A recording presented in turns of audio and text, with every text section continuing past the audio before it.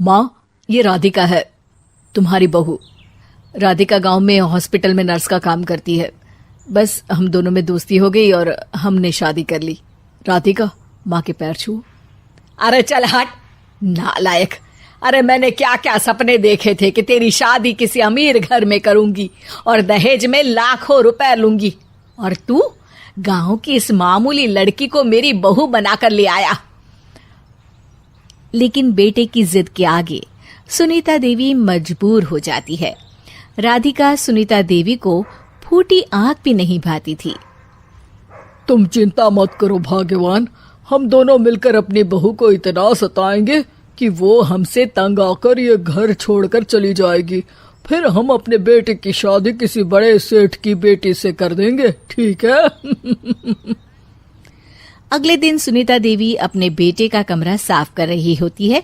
तभी बहू के सामान में उसे एक बड़ी बड़ी मूंछों वाले आदमी की तस्वीर दिखाई देती है और उसके कंधे पर एक बड़ी सी बंदूक टंगी होती है। तस्वीर के नीचे लिखा होता है डाकू मंगल सिंह। ये किसकी तस्वीर है बहू? ये मेरे पिताजी की तस्वीर है। बस फिर क्या था। ये सुनते ही सुनीता देवी के हाथ पैर कांपने लगते हैं। वो भागती हुई सीधा अपने पति के कमरे में जाती है। अरे गजब हो गया जी, गजब। अरे क्या हो गया भाग्यवान? हमारी बहू एक मशहूर डाकू मंगल सिंह की बेटी है। हे भगवान, अब क्या होगा? क्या कहा? डाकू मंगल सिंह? अरे मर गए रे। सुना है वो तो बड़ा ही खतरनाक डाकू है, मारता ज्यादा है गिनता कम है। लोग पुलिस वाले भी उसके नाम से कांपते हैं। अरे सुना है वो तो हर हफ्ते 2-4 लोगों का ऊपर का टिकट कटवा ही देता है। हे भगवान, अब हम क्या करेंगे? ये हमारे नालायक बेटे ने कैसी मुसीबत हमारे गले बांध दी।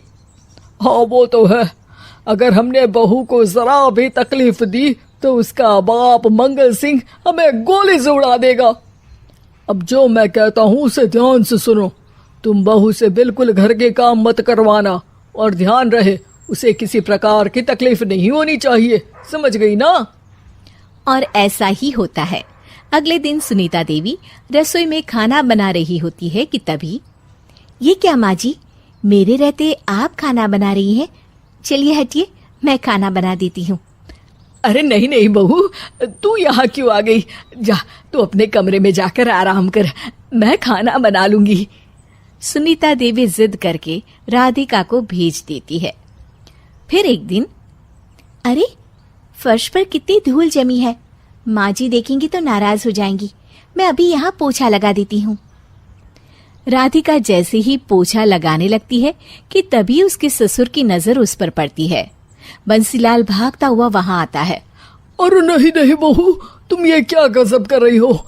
बहू तो बेटी समान होती है और हम ना अपनी बेटियों से काम नहीं करवाते। तुम आराम से बैठकर यूट्यूब पर किड लॉजिक चैनल की सास बहू की कहानियां देखो। वो लोग ना बहुत अच्छी अच्छी कहानियां बनाते हैं। सच? आप देखते हैं? अरे मैं तो रोज देखता हूँ। शहर की बहू तो मेरी फेवरेट कहानी है। हाँ, ये कहकर बंसीलाल पोछा लगाने लगता है। इस तरह राधिका के सास ससुर सारा दिन उसकी खुशामद में लगे रहते हैं और उसे किसी महारानी की तरह रखते थे। कैसा लगा बहू? पिज्जा टेस्टी तो है ना? अच्छा, मीठे में क्या खाओगी बोलो तो? माँ जी, मुझे तो काजू कतली बहुत पसंद है और उसके बाद 1 गिलास लस्सी मिल जाए तो मजा आ जाएगा। ये सुनते ही सुनीता देवी अपने पति को कोहनी मारते हुए कहती है, अरे सुना नहीं बहू क्या मांग रही है? जल्दी से भागकर बाजार जाइए और सब खरीद कर ले आइए।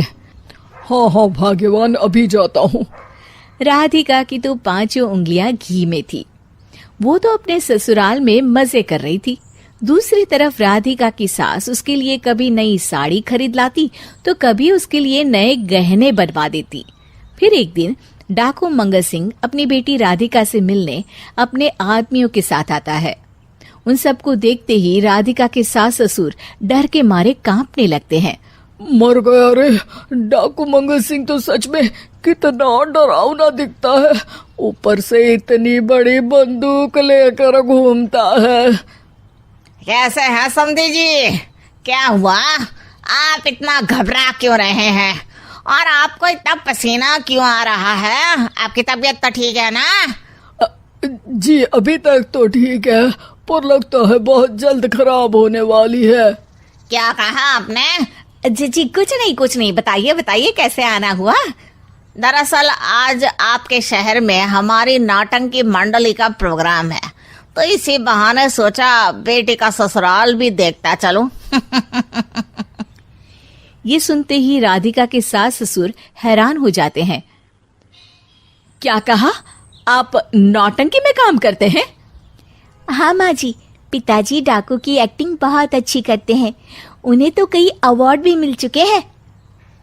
और ये बंदूक, ये तो असली लगती है। तभी राधिका के पिताजी अपनी नकली मूंछ निकालते हुए कहते हैं, इस मूंछ की तरह यह बंदूक भी नकली है। ये तो छर्रे वाली बंदूक है। इससे तो मैंने आज तक चिड़िया भी नहीं मारी।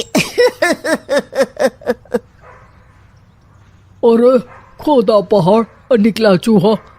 इसका बाप तो मामूली नौटंकी वाला निकला, और हम इससे डर कर बहू की नौकरों की तरह सेवा कर रहे थे।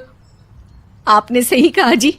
इसके पीछे मेरे कितने पैसे खर्च हो गए, और काम कर करके मेरी तो कमर टूट गई सो अलग।